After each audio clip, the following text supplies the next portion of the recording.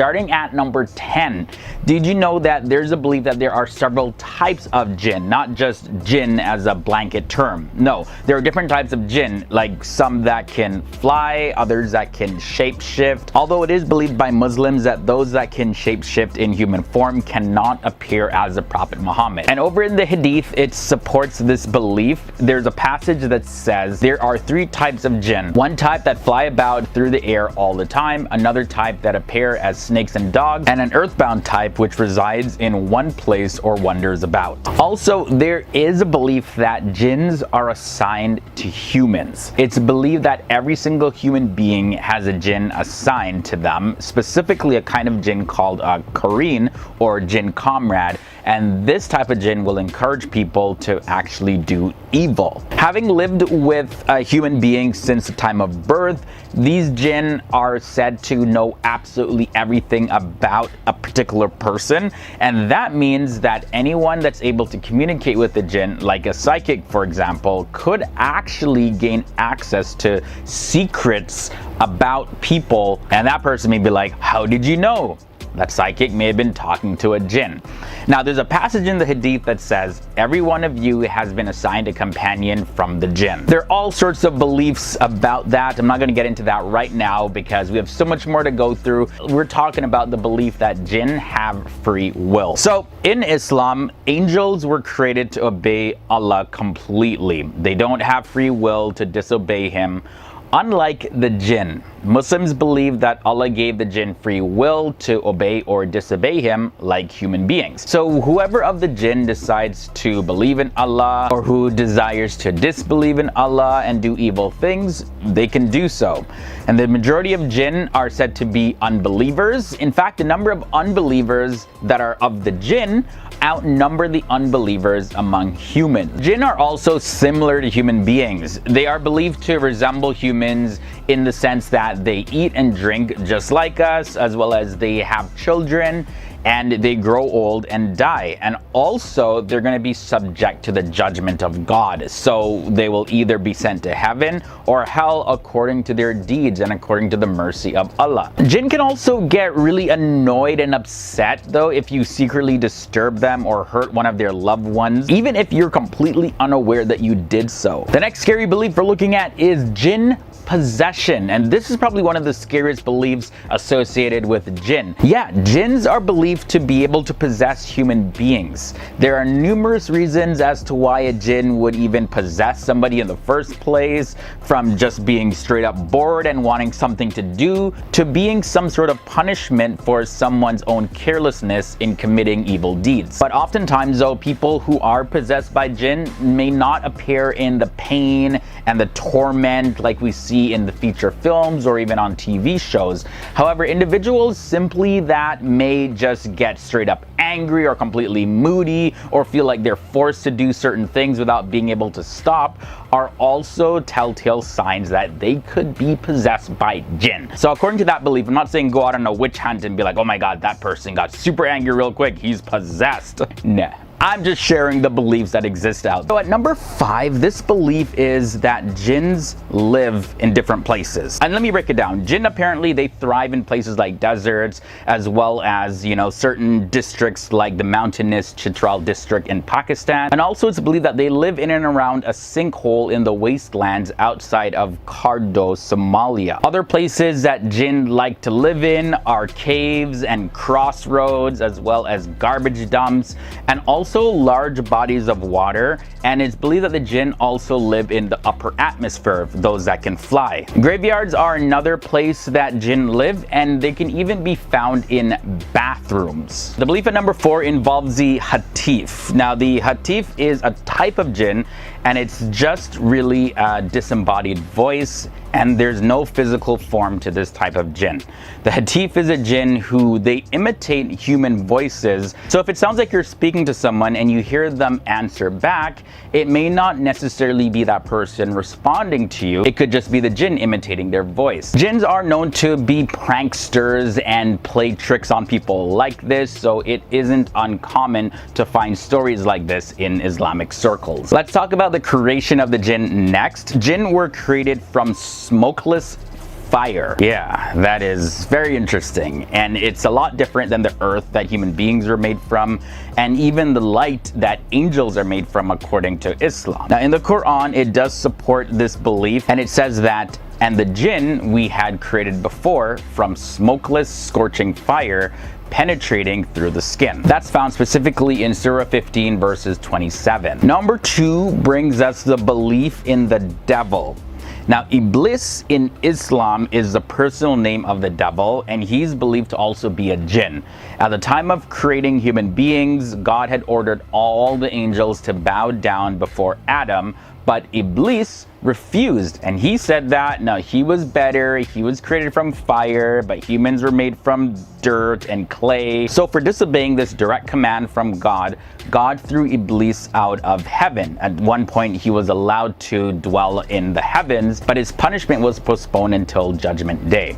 Now, over in Surah 18 verses 50 in the Quran, it says, "And remember when we said to the angels, prostrate to Adam, so they prostrated except Iblis. He was one of the jinn. He disobeyed the command of his Lord." But what's also scary about this is that since Iblis looks to cause destruction and lead people to do evil things in the world, he can sometimes appear in human form to recruit people to work on his side. The final scary belief about jinn that I'm going to share in this episode involves the Jann. Now, the Jann are a type of jinn that are shapeshifters as well, but these ones, they live in the desert, and they often take the forms of whirlwinds, as well as it's said that they even take on the form of white camels. They have the power to hide or reveal bodies of water in the desert, and this all just depends on whether they like you or not. Throughout history, though, it is said that the Jann have protected certain armies that they deem to be holy and righteous, and they actually like them, while others, they just completely stop them because they feel like, hey, you're not good people, so we're going to interfere with what you're trying to do. So you see, it's surprising that their influence could literally have affected the course of history according to this belief. Starting at number 10, there's going to be a period of 3 years of drought and famine. The hadith of Hadrat Asma, who is the daughter of Yazid, he narrates the following. "The messenger of Allah once came to my house, and there he spoke about Dajjal. He said that before the emergence of Dajjal, there will be 3 spells of drought. In 1 year, the skies will withhold 1/3 of its rains, causing the earth to withhold 1/3 of its produce. In the 2nd year, the skies will withhold 2/3 of its rain, causing the earth to withhold 2/3 of its produce. In the 3rd year, the skies will withhold all its rain, and there will be no crops that year. All animals, be they hooved or toothed, will pass away as a result." No animals, nothing? What? That is pretty scary. Now, at number 9, we have Dajjal will do the opposite. So let me break it down for you. Dajjal will talk about the fire, or Jahannam, known as hell, and make it seem like it is the garden, or Jannah, which is known as heaven. And he's going to proclaim justice, but he's going to pursue injustice. He's also going to proclaim peace, but he's going to pursue the complete opposite of peace. Pretty much everything that he proclaims, he is going to do the opposite. But it's said that a lot of people are going to be deceived by these blatant lies. Now, let's talk a little bit about the appearance of the Dajjal. Like, what's Dajjal going to look like? It's believed that Dajjal is going to be blind in one eye. People have always been curious about the appearance of Dajjal, even during the time of the Prophet Muhammad. A lot of people wanted, just some more descriptions of what he's gonna look like, what's his appearance gonna be like. So the Prophet Muhammad, he gave some detailed descriptions. And in one of the hadith, it records that the Prophet Muhammad said that Dajjal would be blind in one eye, and he called him Al-Anwar, which means one with a blind eye. He also said that Dajjal's right eye would look like a floating grape. So it's going to be shaking, it's not too firm, it's not going to be in a fixed position or anything. Number 7 brings us another physical description of Dajjal, and that's about Dajjal's hair. It's cited in Sahih al-Bukhari, number 3439, page 344, as well as in Majah 4071, which are both collections of Islamic traditions known known as hadith. And according to those, the Prophet Muhammad said that Dajjal's appearance, when it comes to his hair, is going to be very curly, as well as he's going to have a whole lot of hair. It's even reported that it'll be so thick that it almost looks like there's snakes coming out of his head. Kind of reminds me of Medusa from Greek mythology. I'm not gonna lie, when I was researching this fact, but she had like literal snakes in her hair though, and anybody that looked at them would turn to stone. I don't think Dajjal has that ability though, according to Islam. Either way though, it sounds like the sky is gonna look pretty scary. Next up, let's talk about fire and water. It's believed that Dajjal will have something to do with fire and water. It's a little bit ambiguous, not 100% clear, but according to Sahih al-Bukhari number 7130, it's mentioned that whatever seems like water will actually be fire, and in the same way, whatever seems like fire will be water. The scary belief at number 5 is Dajjal bringing animals back to life. It's also mentioned that when people asked about Dajjal, this is what was said to them. Dajjal's gonna say this: if I bring your camel back to life, will you then believe that I'm your Lord? Then the person will say, yes, of course, but the shaitan, also known as jinn, will appear before the person in the form of his camel, for example. So it's gonna look like the animal was brought back to life, and they already admitted that, hey, if this person does this, they're gonna say that, oh my God, you are my Lord. And that's how Dajjal is going to gain a lot of followers. Number 4 though, this is also very similar, bringing people back from the dead. And this is one of the scariest things about Dajjal, is that he's going to apparently have the power to bring people back to life. According to the Hadith Sahih al-Bukhari number 1882, Dajjal will have enough power to end someone's life and then also make that person come back to life. But not exactly though. More accurately, Muslims believe that Dajjal will apparently end somebody's life and then also apparently bring them back to life. What actually is going to happen is that there will be evil jinn that work under the power of Dajjal that take the form of people who have passed away, and then they're going to come back to life, and a lot of people are going to be deceived because of this. There's also the belief of the multiple aspects of Dajjal, and this is according to many Muslim scholars. There's actually not one aspect of Dajjal, not even 2, but there's a total of 3 different aspects of Dajjal. The first aspect is the individual Dajjal, which we've been talking about in this episode. Then there's also going to be Dajjal as a worldwide social and cultural aspect. Then the third part is going to be Dajjal as an unseen force.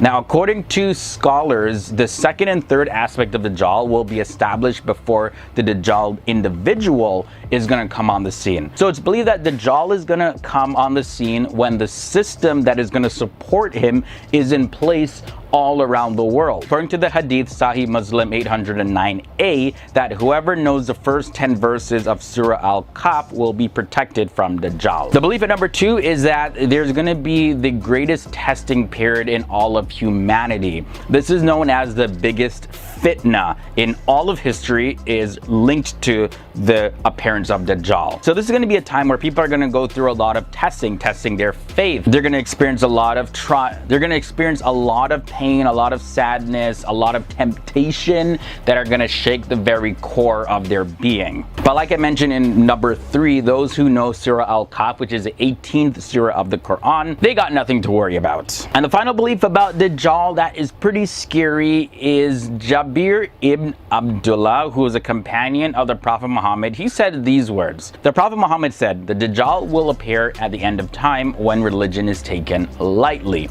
He will have 40 spiritual days, which according to scholars is 1.25 years in actuality, in which to travel throughout the earth. One of these days will be like a year, another will be like a month, and a third will be like a week, and the rest will be like normal days. He will be riding a donkey, which scholars interpret to be some sort of jet or another mode of transportation, because it's said that the width between the ears will be 40 cubits. So this this is understood to be the distance measured between the wings. Also, Dajjal is described in the Hadith as having many eyes on both sides and being able to travel the world very, very, very quickly. This is why it doesn't necessarily mean that he's going to actually be on a literal donkey. Donkey just probably refers to a mode of transportation because you can't travel that fast on a donkey. And finally, Dajjal can be heard all around the world at the very same time. Starting at number 10, we have the jinns. According to Islamic theology, jinn are invisible entities who roamed the earth before Adam, the first human being, was created. Now, they were created by God out of a mixture of fire or smokeless fire. There are many types of jinn, including those that can shapeshift, those that can fly, as well as ones that can resemble animals. And now it's been said that the jinn can see us, but we can't see them. And sometimes your pets can see them, so they start acting really strange, and they'd be staring at something, and you're like, what are you looking at? Having no idea that they can see a jinn. Now, what makes this even scarier is that sometimes jinn, depending on how they feel that day, can call out to you, and they can sound like one of your relatives or close friends. Then there's the recording angels. Karaman Ketibin, or the recording angels, are also another pretty scary thing in Islamic belief. Not that the beings themselves are scary, but what they do can sometimes leave a person terrified depending on what they actually do. So let me explain. So there's two types of recording angels, and they record everything that a person does. Like, I mean everything, and not just like an overview summary of what they did or said, but really a detailed, in-depth report. It's the ultimate biography. So if you think about it, you just look back into your life at all the bad stuff that you've done, whatever it may be, that Karaman Ketibin angels, yeah, they recorded it even though you thought no one saw you or thought no one heard you. And that's what makes this earn a spot on this list. Number 8, we have Dajjal. Now, Dajjal is known as the false messiah, so similar to Christian theology, and also known as like a liar or a deceiver. And in the Muslim world, believers say that he will create a lot of destruction by lies and having supernatural powers. Other religions know this as the Antichrist, who will deceive the entire world. Now, not just the fact that Dajjal is believed to be a master deceiver is what makes him creepy, but even the description of him and his appearance can give you nightmares. Like, Dajjal will be blind in one eye. In Islamic tradition, the Prophet Muhammad referred to Dajjal as Al-Awar, which means blind with one eye. Now, the Prophet Muhammad said that Dajjal's right eye would look like a floating grape, and its left eye will be defective in some way. Now, certain Islamic traditions, however, depict Dajjal having one eye. And the biggest fitna, or the testing period, in the history of humanity is associated with Dajjal. Yeah, that's pretty creepy. Next up, we have the Munkar and Nakir. Munkar and Nakir in Islamic belief are two angels who test the faith of people who pass away in their graves. According to Al-As-Sunnah, Munkar and Nakir ask a person who dies who is their Lord and what religion they follow and who is the Prophet. And a believer would answer these questions, but an unbeliever cannot answer them. Now, those who are deemed righteous will say, of course, Allah or God, and mention the Prophet Muhammad is a messenger, and they'll be allowed to rest in peace until the final day of judgment. But those who don't answer or answer differently, or who don't truly believe, will continue being punished like while they're passed away, waiting for the final judgment. Now, it's like that pre-punishment phase. You know, like when you do something really bad and your parents say to you, you know, wait till I get home to deal with you. And you know, that time that you're waiting for your mom or dad to get home to deliver whatever punishment they're going to be delivering, you know, sometimes that period is more punishment than the actual punishment. Now, it may not be that way in this scenario, but the idea that loved ones may not be actually resting in peace can be a pretty scary thought. Next up at number 6, we have the smoke.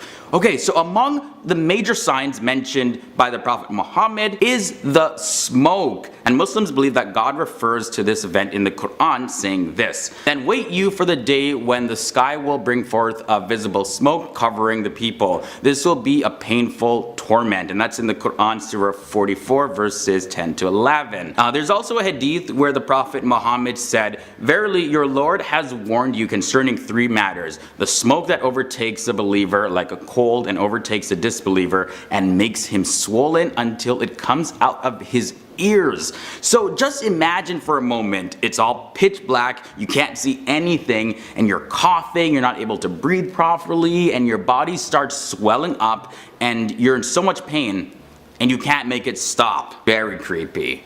Halfway into number 5, we have earthquakes. So we all know the effects that an earthquake can have, and what makes them so destructive is that no matter what structure you've built on land, it's no match for an earthquake. It definitely will collapse. Not to mention that earthquakes in large bodies of water are known to cause tsunamis.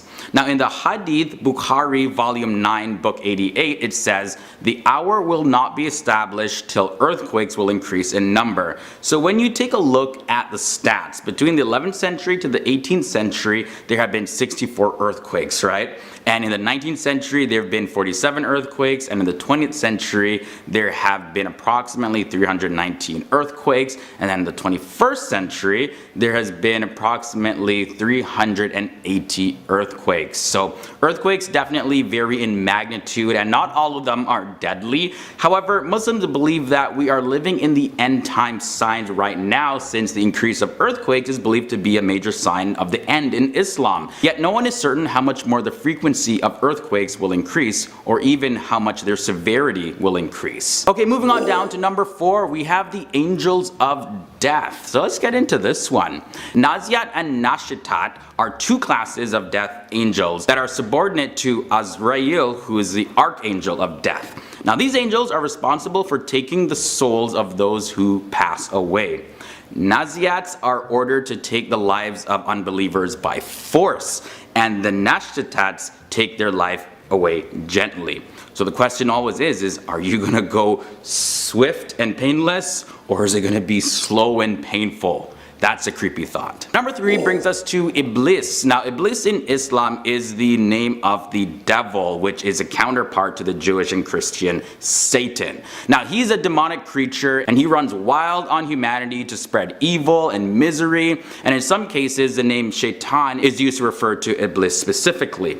Now at the time of creation, God ordered the angels to bow down in obedience before Adam, and Iblis refused, saying that he was better because he was created from fire and Adam was created out of clay. So because he acted so prideful and disobeyed God's commandments, God threw Iblis out of heaven, and his punishment was postponed until the day of judgment.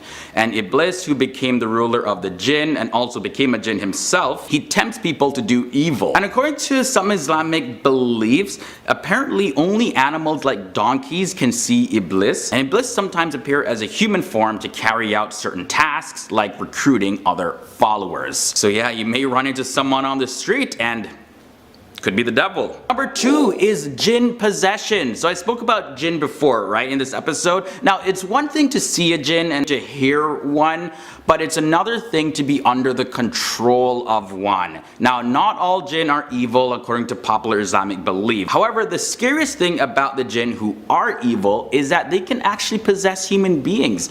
Oftentimes people who are possessed by jinns may not necessarily be in a whole lot of pain or look like how people look in the movies. However, individuals may get super angry or feel like they're forced to act in a certain way without being able to stop themselves. So exorcisms gotta happen. You gotta go through that whole process, and some possessions definitely are very violent, where people's eye colors change and other physical changes happen in their body. Definitely creepy. And the final scariest thing in the religion of Islam is hell, or Jahannam, is the ultimate punishment for non-believers. After the disbeliever is no longer under the punishment of Munkar and Nakir, their punishment will then continue in hell. But this time, they'll be alive and fully able to experience their punishment. Hell is described as being extremely boiling hot, and the suffering will continue for disbelievers as long as God sees fit. And it's said that despite the intense physical pain experienced in hell, the worst of all the torments is people's separation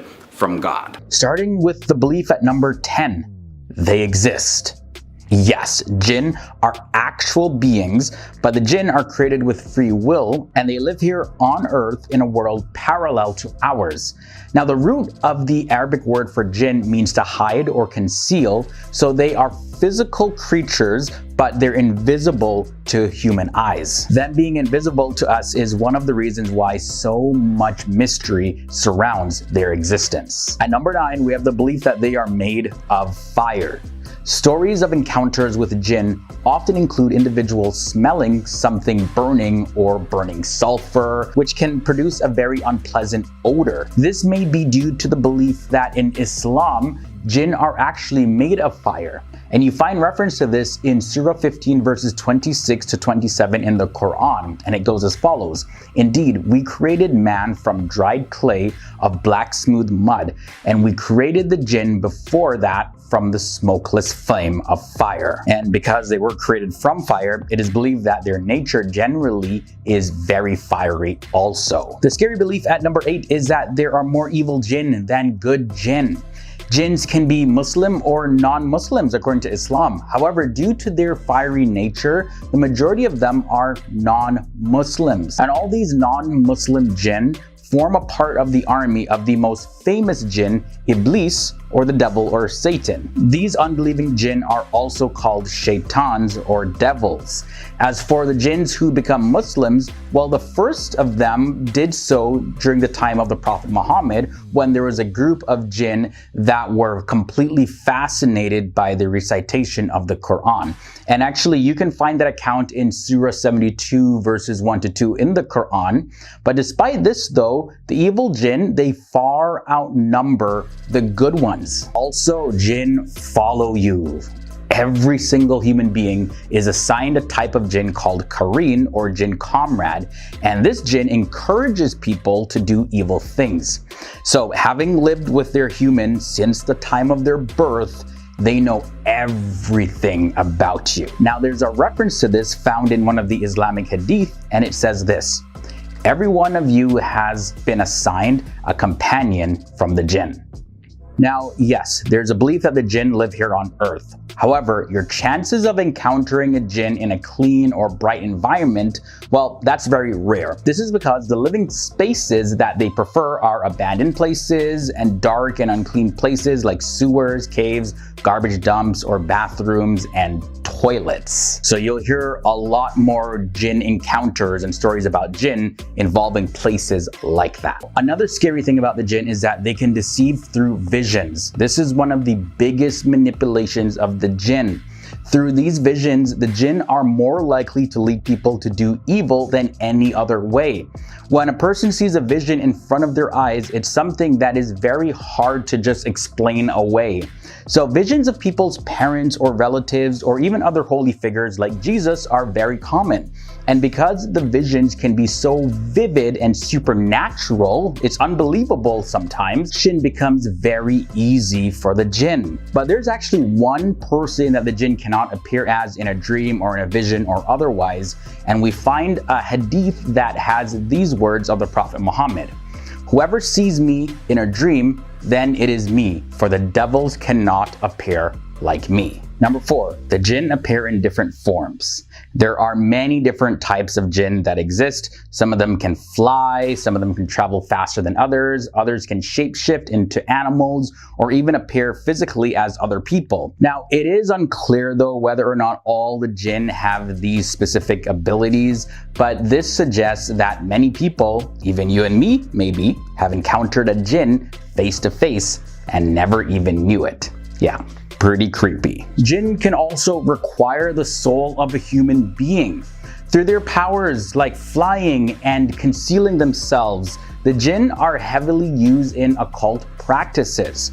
So practices like voodoo, black magic, and witchcraft all work through the world of the jinn, and this is according to Islamic theology. But see, this comes at a cost, because in return for helping them in their magic, the jinns often ask the practitioners to sell their souls to them.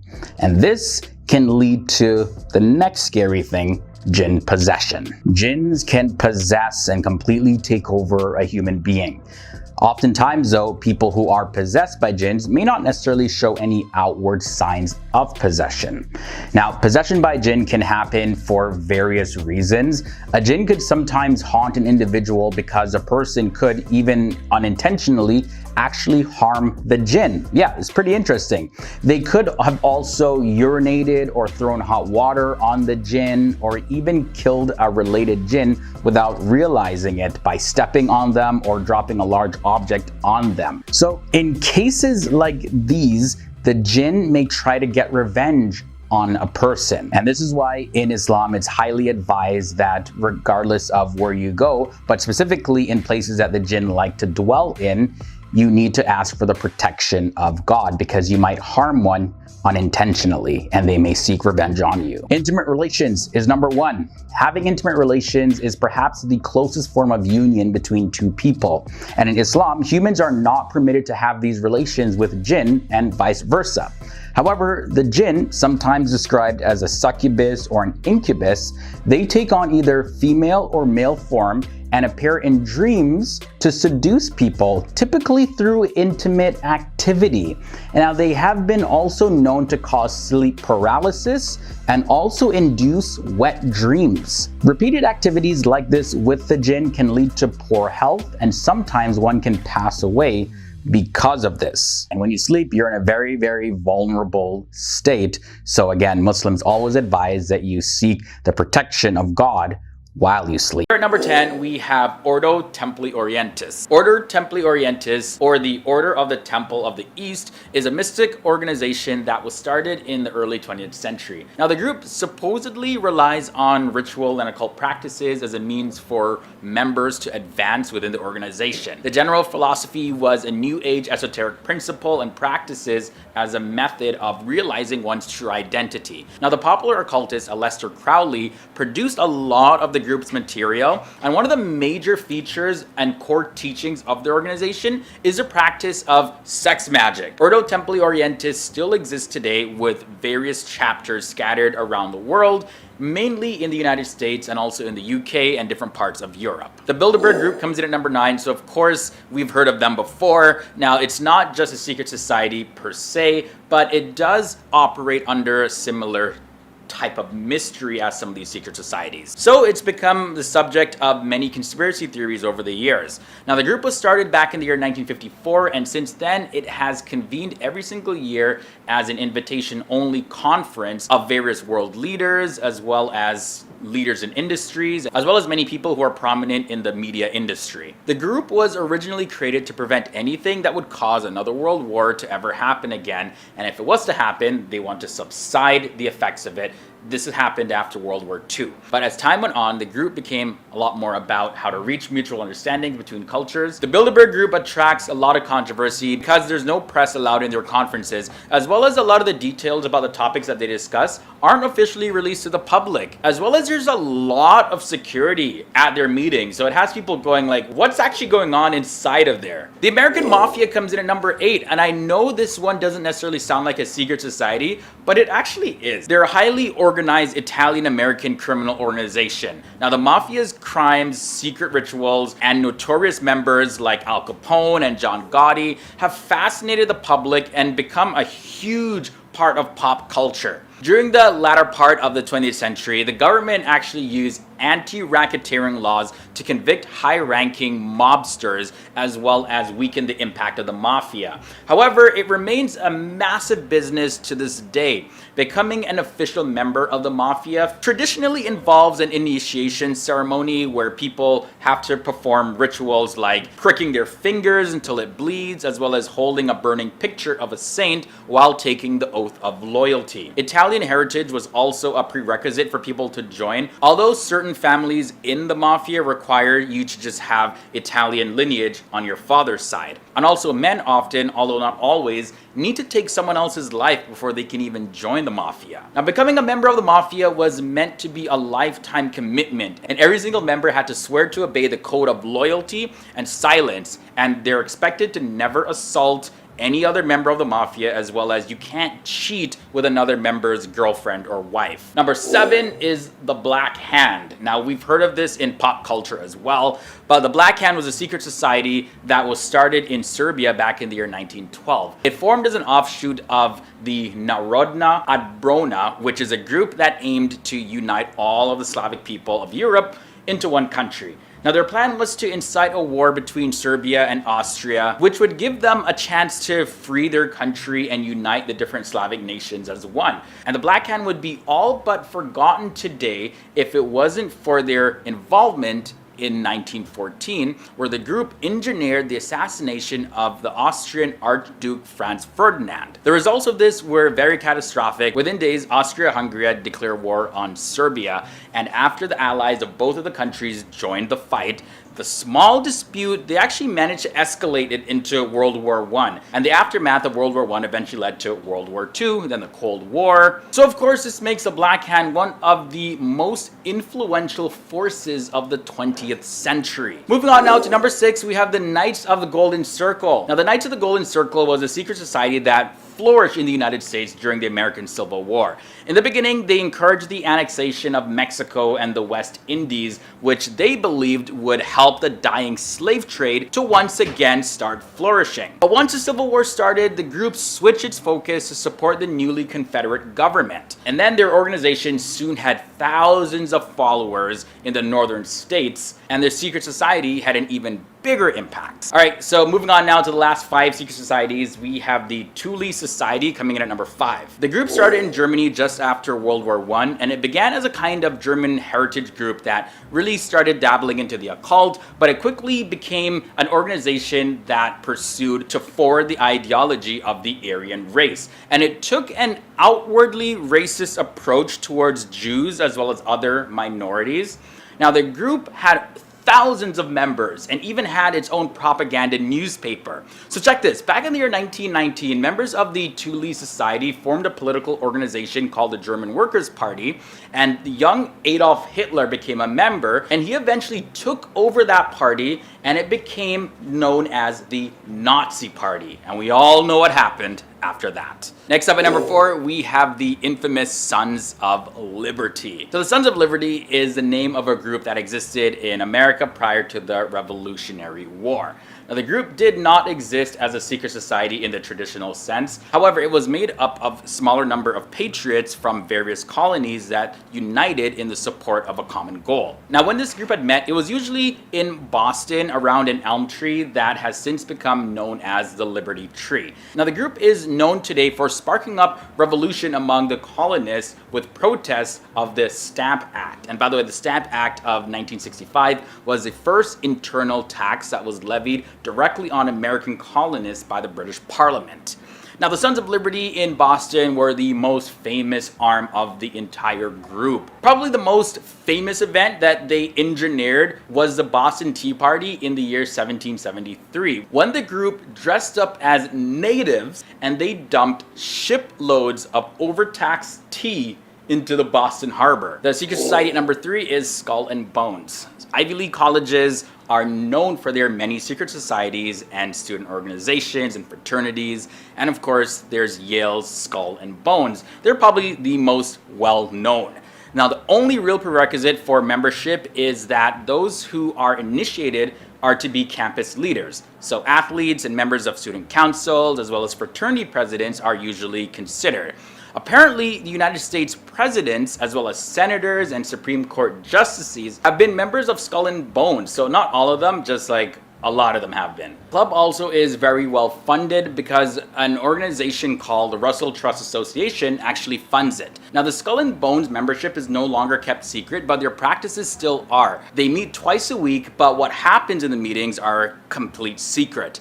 The group is known for allegedly forcing new members to share their intimate stories. They also assign nicknames to every single member. We're getting to the bottom of this list, and next up at number 2, we have the Freemasons. Now, although they're less influential and secretive today as they once were, the Freemasons remain one of the most famous organizations in the entire world, with memberships estimated to be around 5 million globally.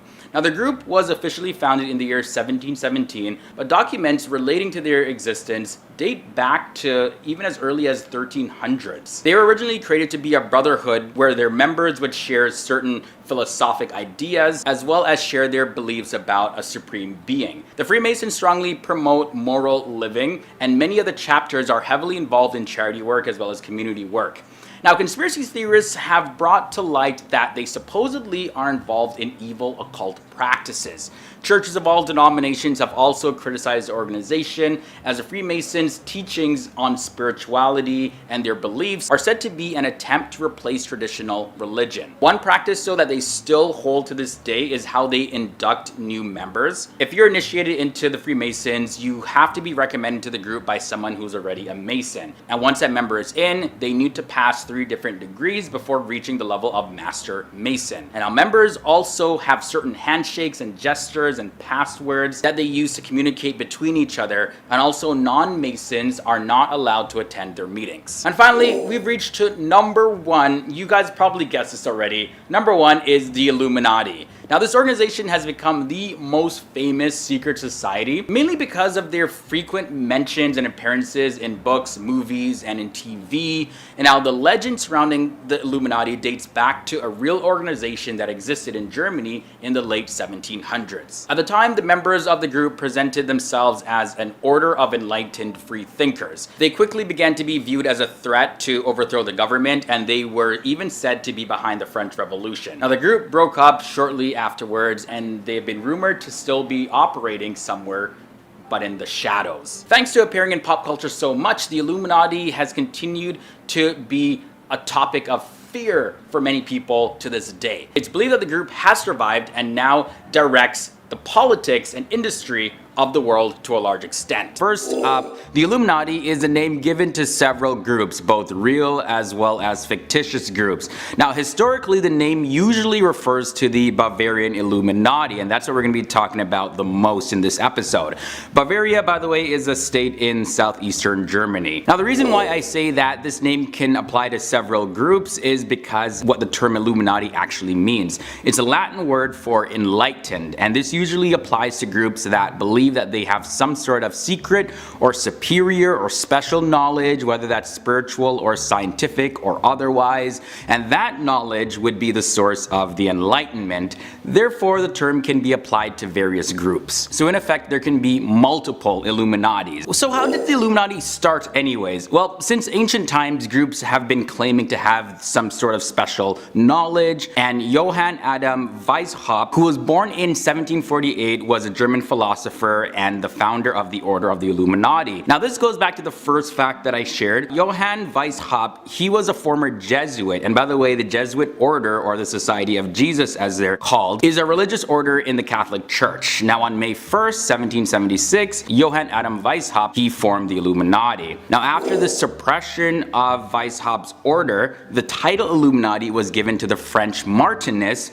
which was a group that was found in 1754 by Martin Pasquelli, and the ideas of the group was propagated by Louis-Claude de Saint-Martin. And by 1790, Martinism had been spread to Russia by Johann George Swartz and Nikolai Novikov. But if this is public knowledge, why all the secrecy and mystery around the Illuminati today, and so much speculation on whether or not they actually exist? Well, the Illuminati is a secret organization today because it was actually outlawed. So in June of 1784, Bavarian ruler Karl Theodor, he banned all secret societies, and the government started to uncover various members of the Illuminati, which caused Johann Weishaupt to go into hiding. So although it originated over in Germany during the Enlightenment period, as it's called, conservative politicians feared that the concept of organizations like the Illuminati would uprise against the government. But when you have such a solid network established, of course you want it to continue, right? And a handful of later organizations claimed to be descendants from the original Illuminati, but it's believed that the original Bavarian Illuminati may have morphed and evolved into smaller groups since then,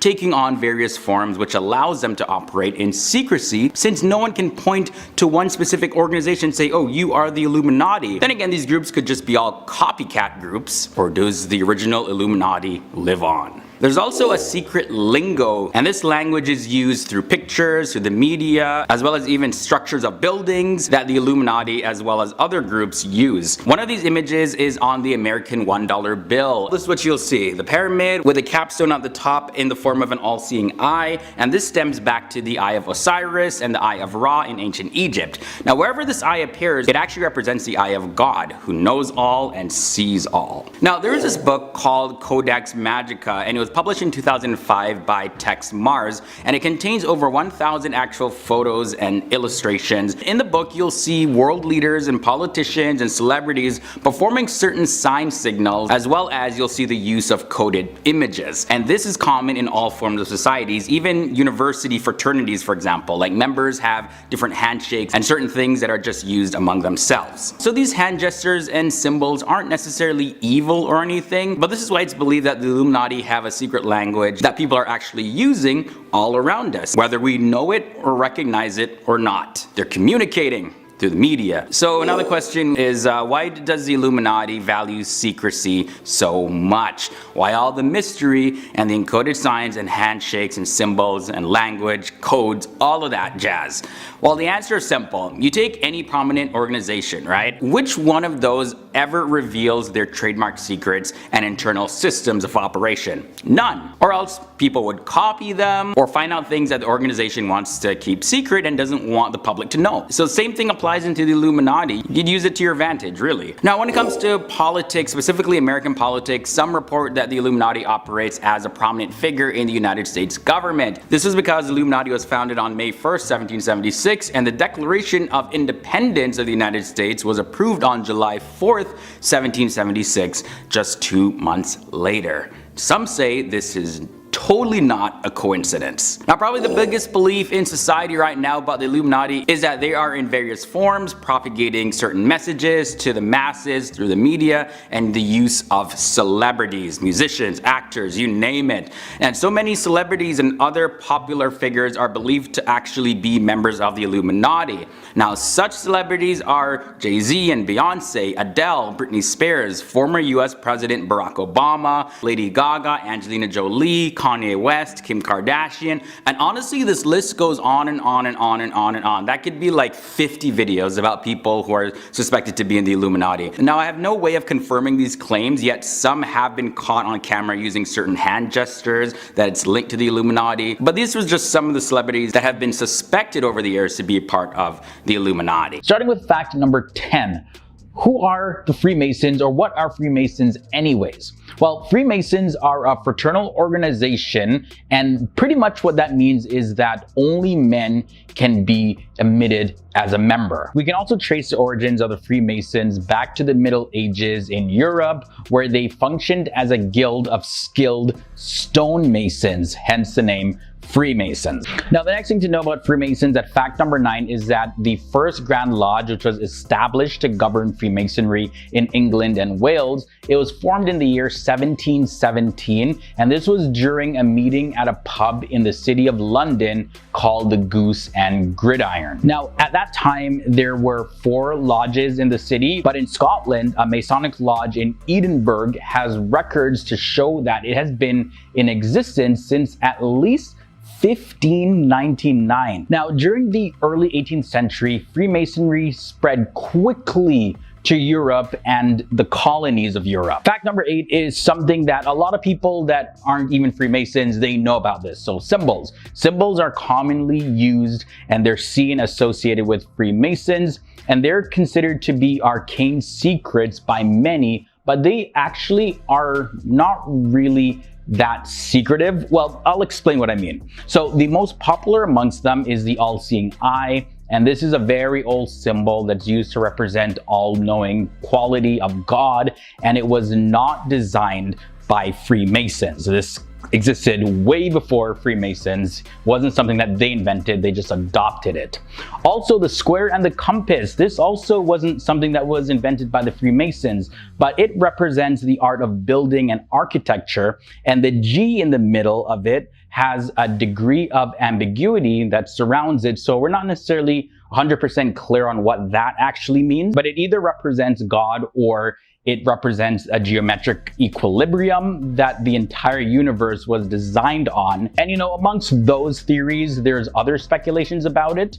But there's another symbol of Freemasons that actually takes inspiration from the world of the beehive, as a matter of fact. Masons were originally working men who were supposed to be as busy as bees. We've heard that expression before. And the beehive symbolizes the industriousness of the Freemason Lodge. They're always busy, always active, always up to something. For fact number 7, the Freemasons use a variety of handshakes in order to greet one another. These handshakes are based on a Mason's rank within the organization though. And it's interesting, I have seen actual Freemasons do the handshake in public. I guess they didn't know I was looking, but I saw what they were doing. Either way though, when it comes to handshakes, there are handshakes for each degree. So there's the apprentice, the fellow craft, and the master. Each rite has its own handshake, so there is quite a variety of them. They're used during Masonic ceremonies, and as well as I guess that they're used in public, because I literally saw them doing one of the handshakes. I knew it. I'm like, those are Freemasons right there. Moving on to fact number 6. Now, there is a code of ethics that guides the behavior of Freemasons. This code is taken from several documents, and the most famous of these documents are actually known as the Old Charges or the Constitutions. One of these documents, by the way, known as the Regis Poem or the Halliwell manuscript, it actually dates back to sometime around the later part of the 14th century to the early 15th century, somewhere in between there. And it's reportedly the oldest document to mention Masonry. And this is according to Petrie Stone Review of Freemasonry. And that's, by the way, is an online magazine that is written by the Freemasons. Continuing with fact number 5. Initiation for new members requires a long period of training. And during this time, they learn the craft and often are taught advanced math and architecture, among other skills. Now, their skills are in such a high demand that experienced Freemasons were frequently sought out by monarchs or high-ranking church officials. Now, the guilds, they provide members not only with wage protection and quality control over the work that's performed, but also important social connections. That's definitely one of the benefits of being in an organization like Freemasons. You're very, very, very connected. But among other things, members of Freemasonry, they gather in lodges, and Freemasons, they socialize, they eat meals together, they gather to discuss events and things like that. Now, I kind of alluded to this next fact, but the early Masonic lodges were exclusively male, meaning that women were completely prohibited from being a member. But over time, as the years went on, women continued to play a very crucial role in the organization, especially in Europe. And the Masonic organizations, they were formed later on in a way that would admit both male and female members. Now, some of these organizations include the Order of the Amaranth. Also, there's the Order of the White Shrine of Jerusalem and the Order of the Eastern Star. In these organizations, both men and women partake in Masonic rites, and women can hold positions of authority and leadership. There are some divisions, though, where it's just exclusively female and some just exclusively male, although we do have some organizations in Freemasonry that mix. Coming down near to the end of this episode, fact number 3, the Catholic Church, they first condemned Freemasonry in the year 1738, and this was prompted by a concern over Masonic temples and secret rituals that were performed inside of them.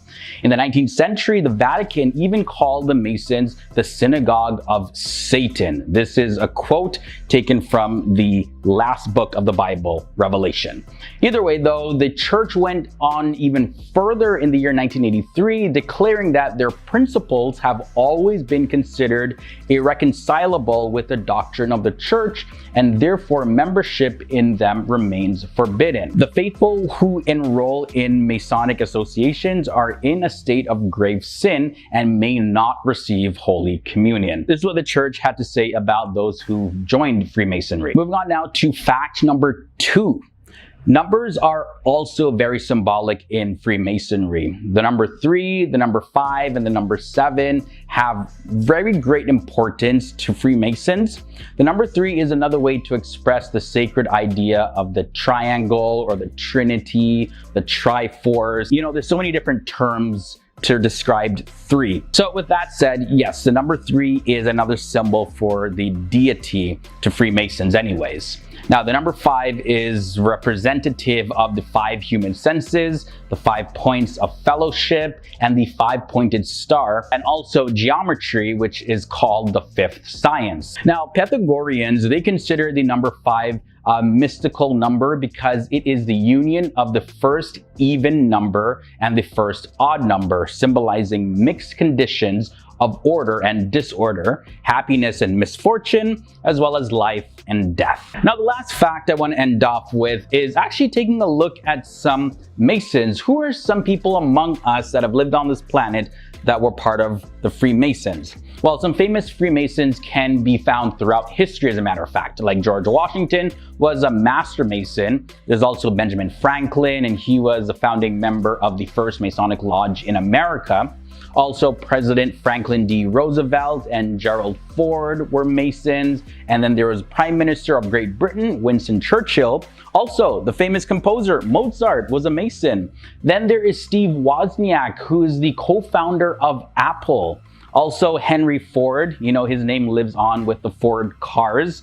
He was a Mason. John Wayne, as well as astronaut Buzz Aldrin, are also Masons. And guys, that is not an exhaustive list. This is just all I wanted to list in the episode, but there's many, many, many more that I could list. At number 10, we have Baphomet. Now, the image of Baphomet was originally created back in 1854 by the occultist Eliphaz Levi for his book Dogmas and Rituals of High Magic. But even before this depiction, Baphomet was a deity that the Knights Templar were accused of worshipping, and then it was incorporated into the occult and mystical traditions. Now, the name Baphomet appeared in the trial transcripts for the Inquisition of the Knights Templar starting back as early as 1307, and the symbol reflects a number of principles that are considered to be fundamental to occultists, and it was influenced by Kabbalah, Hermeticism, alchemy, as well as other beliefs. Now, Baphomet as a goat face in an inverted pentagram is also a very popular occult symbol. Number 9, we have the Tetragrammaton. Now, you wouldn't really think that this next one would have anything to do with the occult, but it actually does. So God is called by many names in Hebrew, and the word Tetragrammaton is a Greek word that means word of 4 letters, and it was one of the names that the Jews would write down, but they would not pronounce it. It was considered to be too holy to be said by anyone. Now, early Christian transliterators, they pronounced this name Jehovah from the 17th century and beyond, and by the time we got to the 19th century, the word was retransliterated into the word Yahweh. So the letters that make up the Tetragrammaton are Yod, He, Vah, and He. Now, in English, they're commonly written as YHWH or JHVH. It's got the J and the Y as well as the V and the W can be translated into the same pronunciation. Now, occultists based in Judeo-Christian mythology consider the Hebrew names of God such as Adonai and Elohim to hold a lot of power in them, but none of them hold as much power as the Tetragrammaton. And in the occult, God is most commonly represented by the Tetragrammaton. And even occultists believe that, yeah, you do not say this word. There's so much power in it, and people don't even understand the power that is in that word. Even Aleister Crowley was like, yeah, this word is very powerful. But now, moving on to number 8, we have the Rosy Cross. The Rosy Cross is often associated with a number of different schools of thought, including the Golden Dawn, the Thelema, the OTO, as well as the Rosicrucians, also known as the Order of the Rose Cross. Now, each of these groups have a different type of interpretation of the symbol, and they use it in different ways, but this shouldn't be a surprise because magic, as well as occult and esoteric symbols,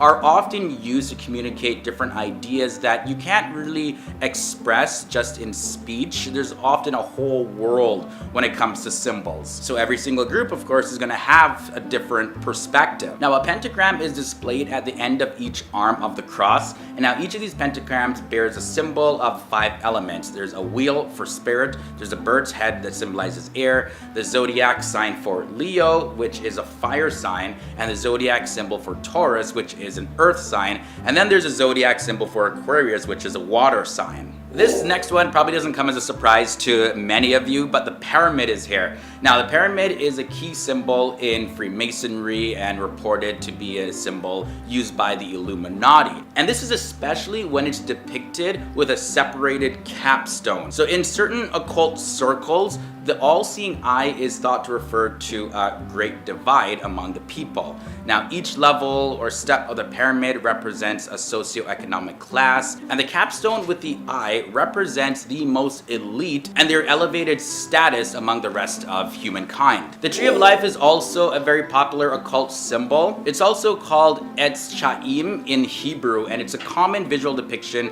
of the 10 Sephirot of Kabbalah. Each Sephirot represents an attribute of God through which he manifests his eternal will. Now, the Tree of Life doesn't represent a single sort of system or anything like that, but it can be applied to the formation and existence of both the physical as well as metaphysical worlds, as well as to one's own soul and state of being or understanding. On top of that, different schools of thoughts like Kabbalistic Judaism as well as modern Western occultism also offer different interpretations of the symbol. Halfway in at number 5, we have this one here, the evil eye. The evil eye is a curse that is believed to be cast when you give an evil glare, and it's usually given to a person when they are completely unaware that it's happening. Now, many cultures believe that receiving an evil eye will cause misfortune or some sort of injury, so be careful out there, guys. The evil eye is often sold as jewelry, decoration, among other things, and it was said to be created to protect people against the evil eye or evil spirits. Number 4 brings us the hieroglyphic monad. Now, this is a symbol that was created by John Dee and described in Monas Hieroglyphica, or the hieroglyphic monad,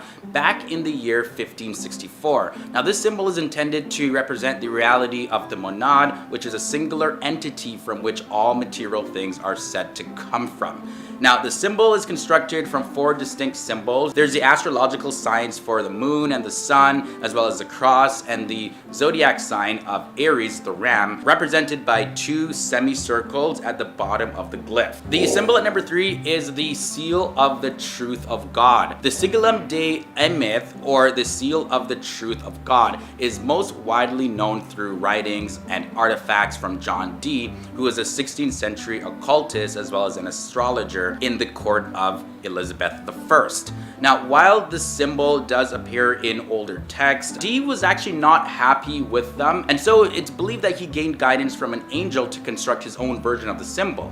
And now, Dee's system of angelic magic, known as Enochian, is heavily rooted in the number 7, and it's a number which is strongly connected to the 7 traditional planets of astrology. So with this, the Siligum de Emeth is primarily constructed of heptagrams, which are 7-pointed stars, and heptagons, which are 7-sided polygons. Now let's take a look at the created universe symbol. Occultists of the Renaissance period, they offer contradictory views of the created universe, and there was a sort of common sense struggle between spirit and matter, where material things are imperfect and contrary to spiritual things, as per modern Christian teachings. And now the illustrator and occultist Robert Flood often promoted this view as well, and because Christianity envisions God as a tripartite being, we have the Father, Son, and Holy Ghost, all united within a single Godhead, the triangle is commonly used as a symbol for God. Now, the upper triangle of this whole symbol here, with a tetragrammaton in the middle of it, symbolizes the totality of God. And in the lower triangle, we see 3 circles in it,